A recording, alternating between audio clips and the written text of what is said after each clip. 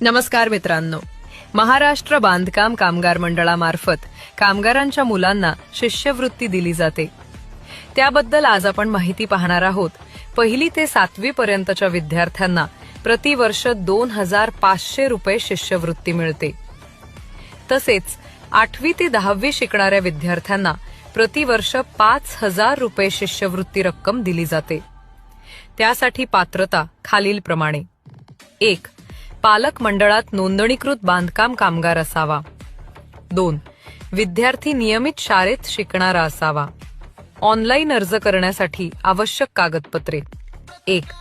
पालकांचे बांधकाम कामगार नोंदणी कार्ड. 2. विद्यार्थ्याचे आधार कार्ड.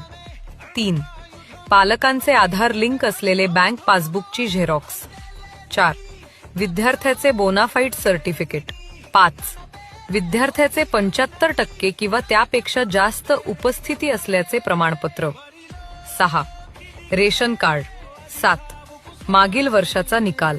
अर्ज ऑनलाईन किंवा बांधकाम कामगार विभागाच्या कार्यालयामार्फत करता येतो. वेळेत अर्ज करणे